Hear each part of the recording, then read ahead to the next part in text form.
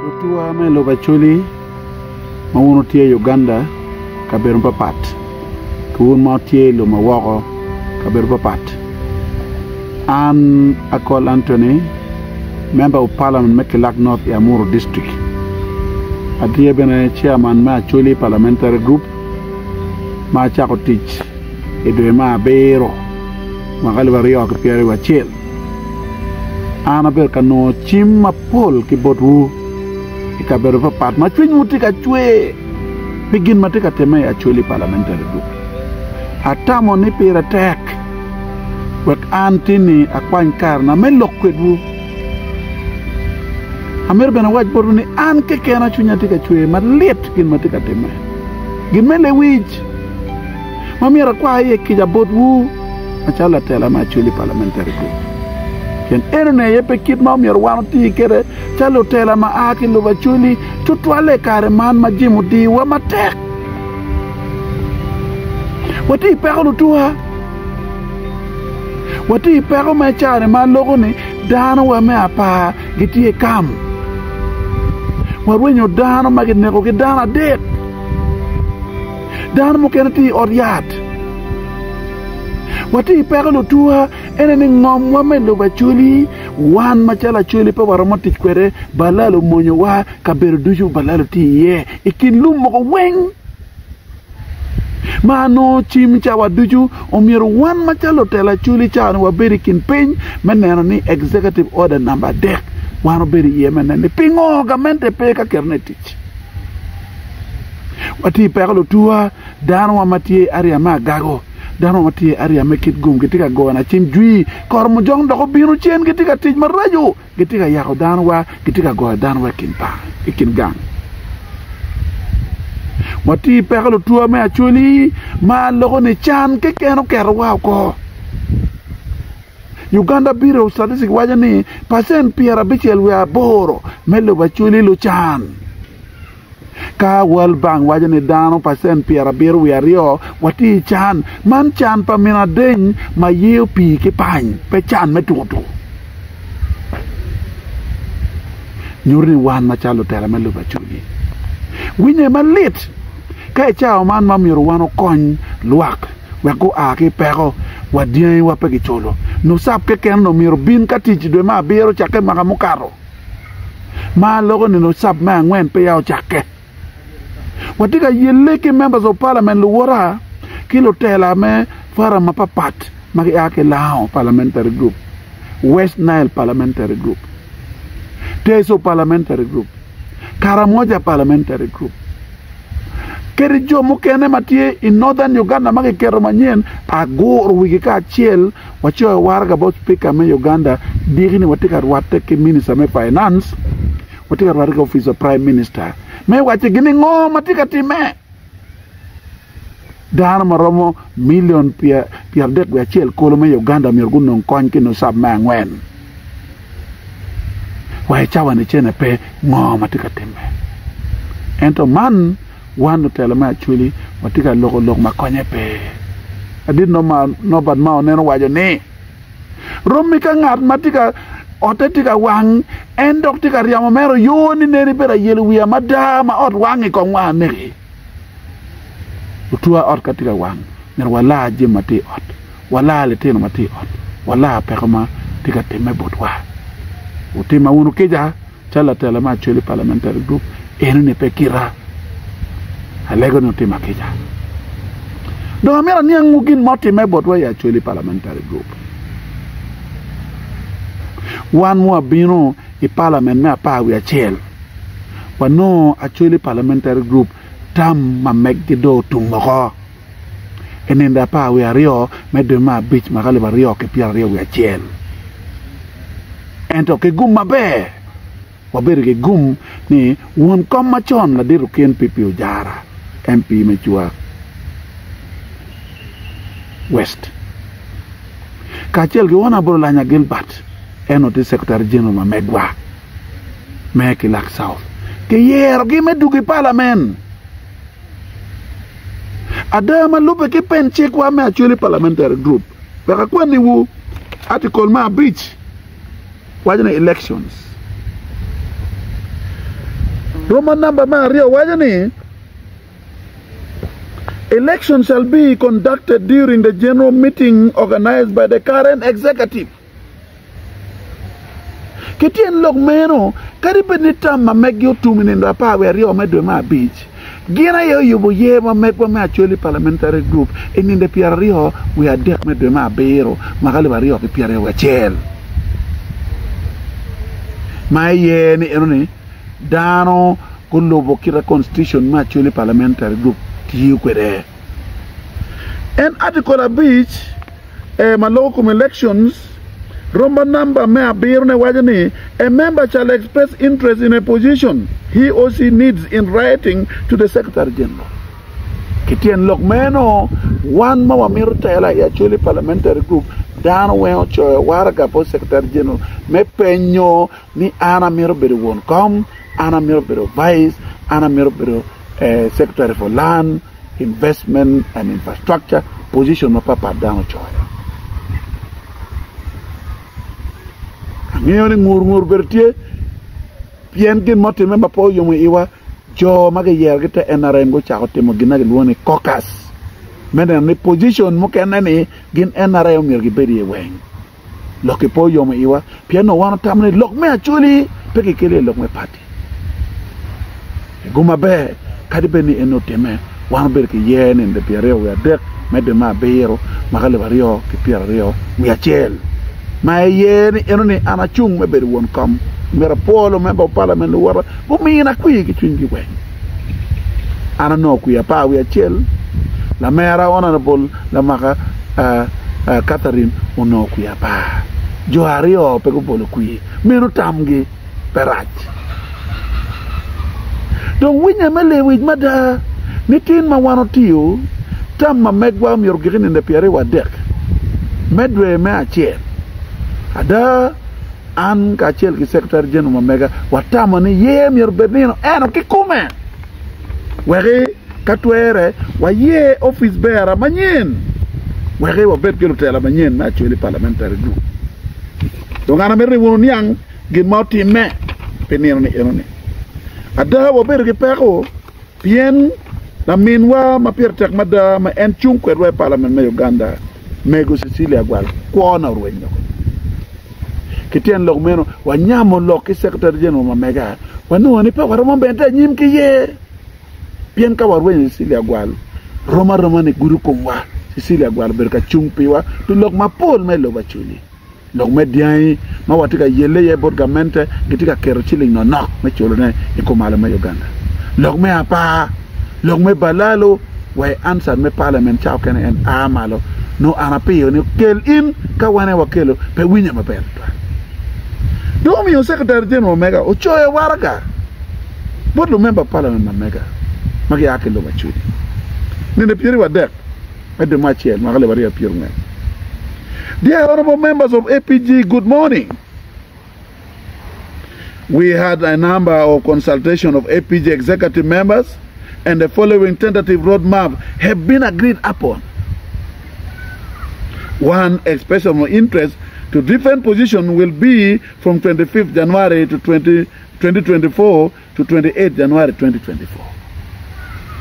Two, election will be done on 30th of January 2024 at 10 a.m. in parliamentary members' lounge. Note, due to the demise of Honorable Atap Cecilia Gwal, we could not continue with our APG election today, 23rd January 2024, as was anticipated before. And two, written expression of interest to be sent to current Secretary General Honorable Court John Amos. We hope this will help us plan accordingly. Thank you all. Signed, Secretary General Court John Amos. Ada loki enelo members we gamo. Bien no nen parmada kawan wa meta nyim ki ye mai noni watiki peko watiki lega madit dan fika kumu. Ada chakan in the pier what deck me or in the pier deck. Message more communication about Secretary General Mamegwa. Peke Anchal won come a berka go and a chimpegam. ene ne piro bungwen madong yeti ne pier dek atika go chimen nya ngom atika time gamo chima wa ne mera anati yo won kom atika ake constituency atabin Kampala ento we awechi watiki peko dana po expressing interest nyomo go tamgi nigi mero chuwe position bapat dana rio ke kene yo choyo bora ene tadira wa Anthony ma en putika merne doc in position as Secretary of Land, Investment and Infrastructure.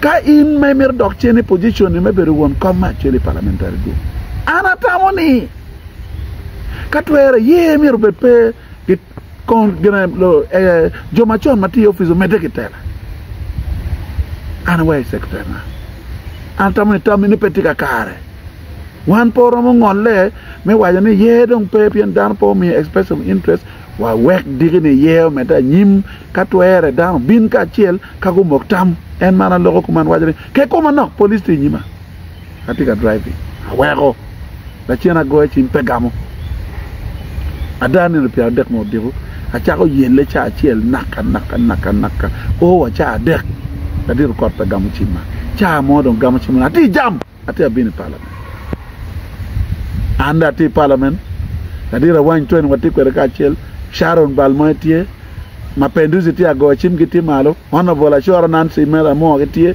wana ba kele lusiti wati dana marama abero wati ka ko program ye ma wan por beri parliament lobby na diru kin pipi jar choy waraga we ka kwan wo win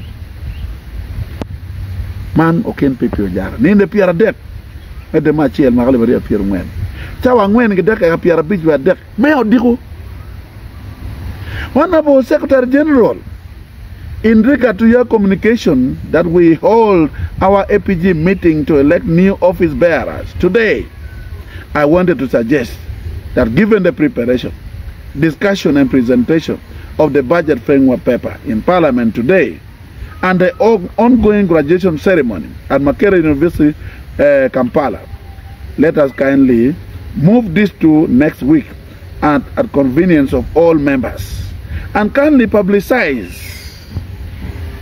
You are not doing your work to alert members.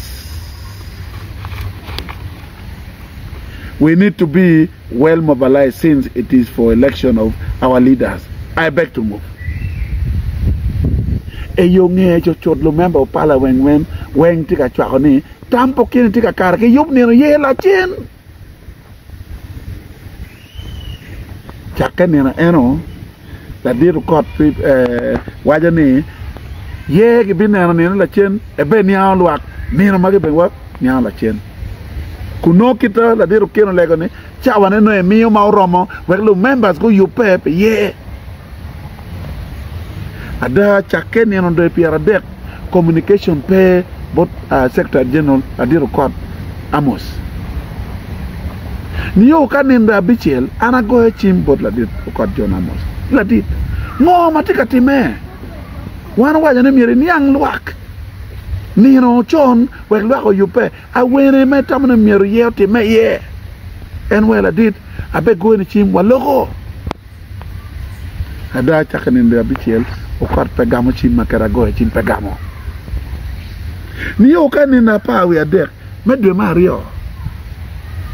Chawa dek apiario wa dek mediwo aneno kai WhatsApp group ma megwa ma actually parliamentary group that did Olanya Gilbert Choyo warga botwo that did Secretary General beka kwani Secretary General refer to election of APG. Secretary General, please organize for APG general elections before the week ends, preferably Thursday this week. We need new members to take us forward. Thanks and bless. Honorable Olanya Gilbert. Ipenye. Nene nde piara dek. Ngan matika wajani ye mirki lok ni nanyo. Eni ati ukin pipi ujara ento pechiama. Ipenye. Nene nde pa we dek. Gilbert tika mi instruction both Secretary General adiru Court John Amos. Chalo enanga. Ada the members me APG pian gi ngene ene petit pa Honorable Gilbert dana o ling poko gamulok ni na pawe der ni o kan ni na pawe ngwen chawa beach ki dake pawe achiel mediwo Honorable Court Jonamos choya communication WhatsApp group actually parliamentary group. Dear honorable members, good evening. I hope this notice and invitation find you well. We had put aside APG executive members elections last time due to such issues that all of us are aware of. However, many of us have expressed the willingness to hold the meeting tomorrow on 15th of February 2024 so that we can decide on our new executive members. I therefore invite all of you to come tomorrow at 10 a.m. At Parliamentary Members Lounge, and we continue that business.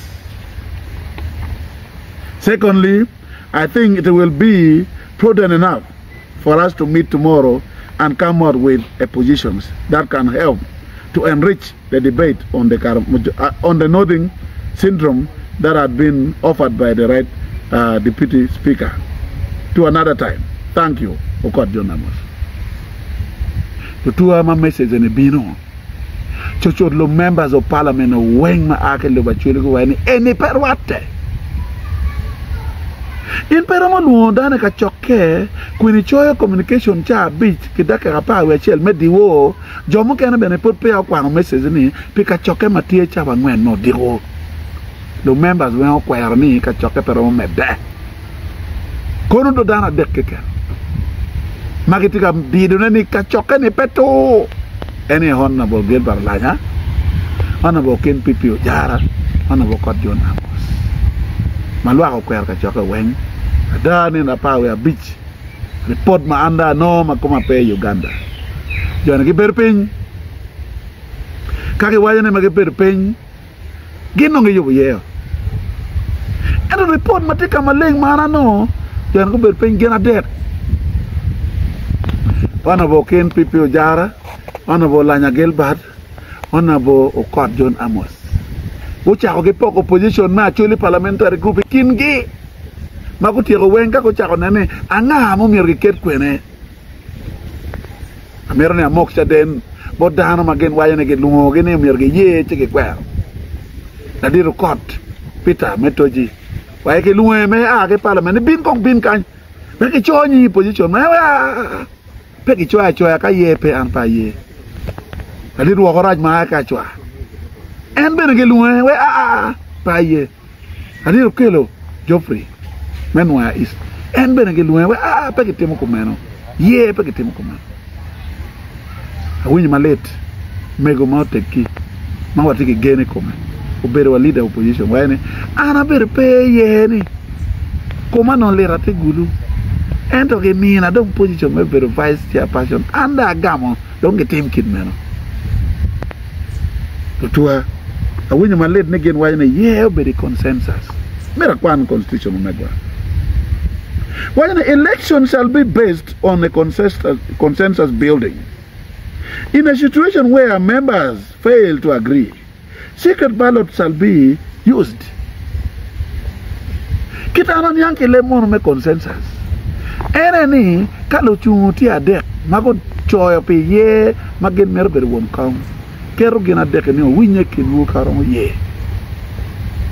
Kalau chunguti ario magi merber secretary General ikero ke penyo luinye kumnu ka twere ka geno ye chilo ka tum ka pe ko ye ter ke bole kui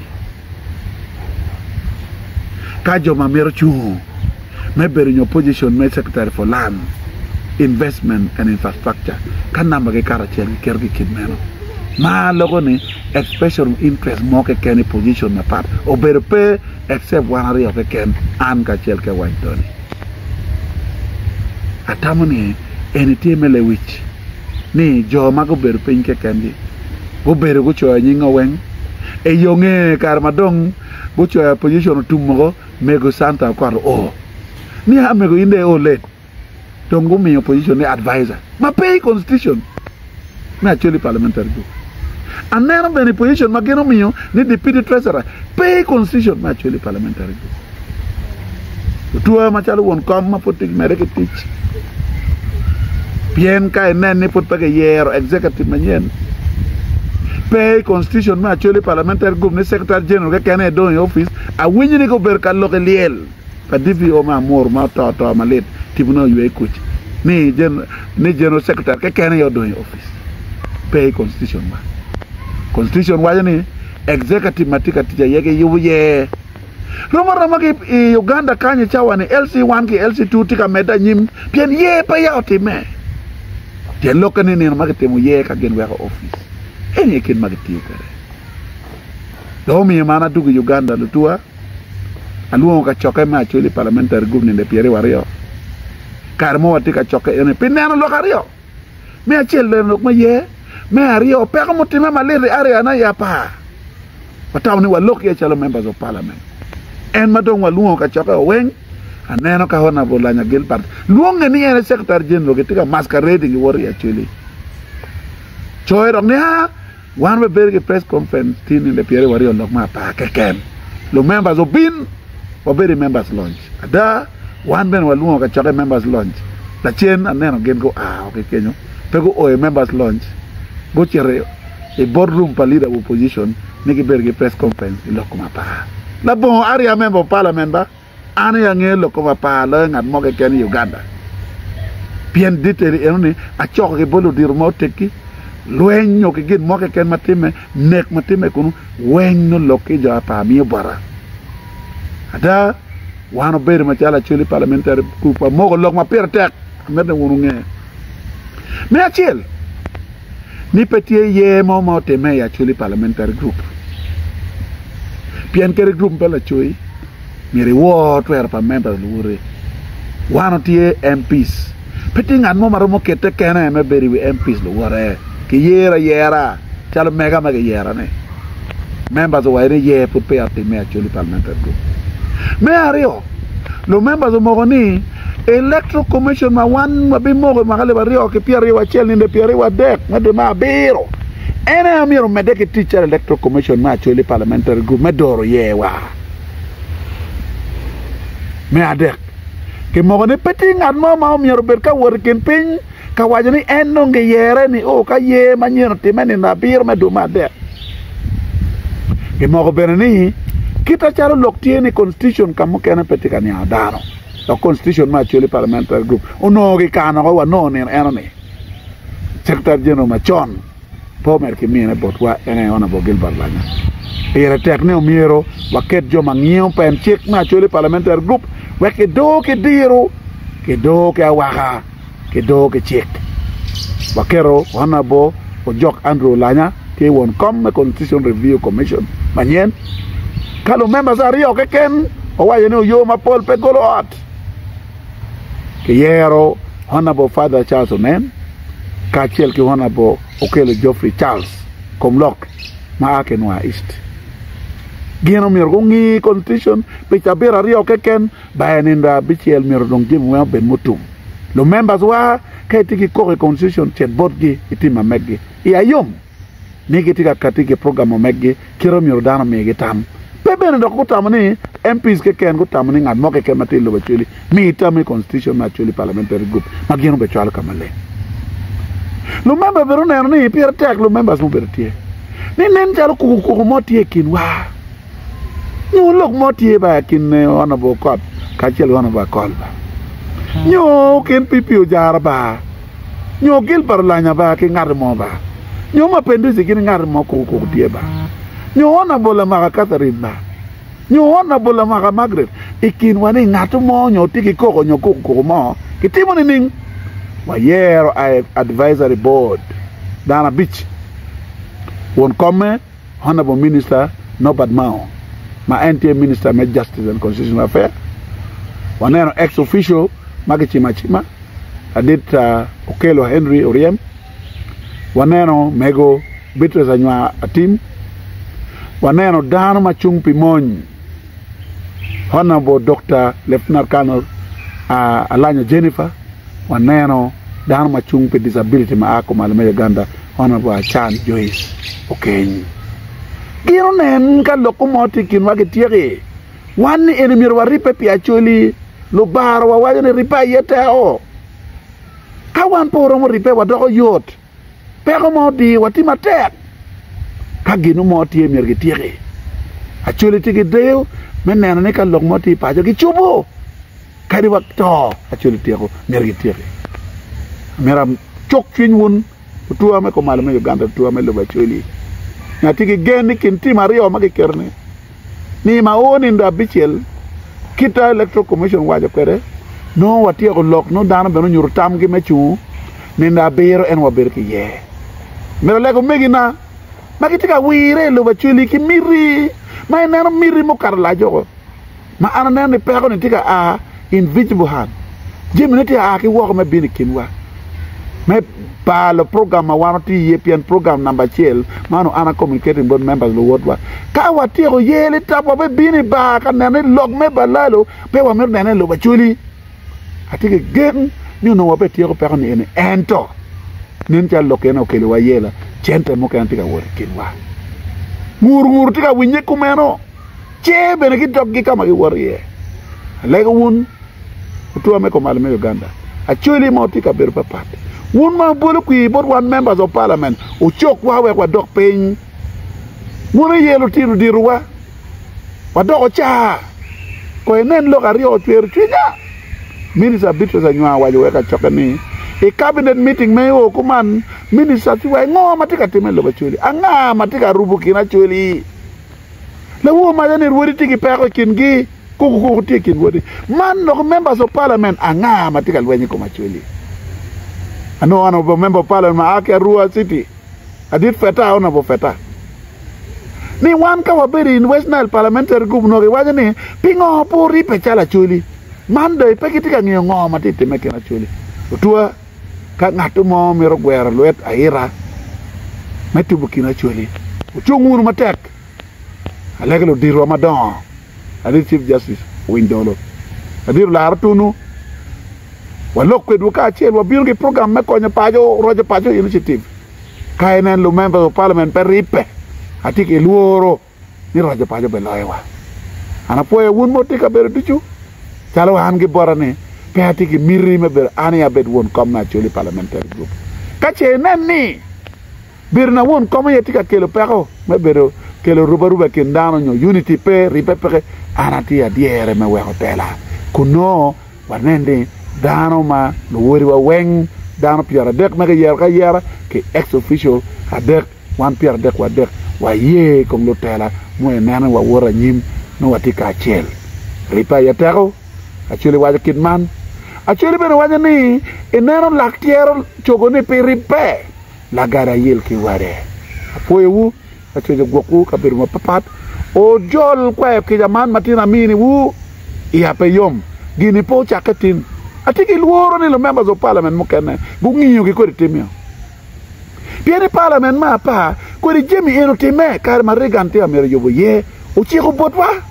ni enong pe mero chu marigan poti na jana kumi ka choke FDC headquarter wanen ka ko digu wana bogil parla tika chone ka choke tie ma wano o parliament yetumo ada en kina chele ni okelo la dit professor Itela mada professor ti office donc la cheno wini oh gito orgamente pa professor gil parla yo budana ko gito orgamente da ke kini office man eni dok gil parla nya atamoni o mera chalo gilbat o mera chalo ken pipi o jara o tem ke jaka chuli a chuli tiki pero unen la wo be radio station a chel ngarmo go chuny ma chim chuny ti chwe wajiri ka winyu lok me poke pa MPs ma chuli chwer chuny ma chale ko re di unen meko tem ki jaka chuli pero ma ka chuli matek ko kar kama ding po ela chuli goku po matek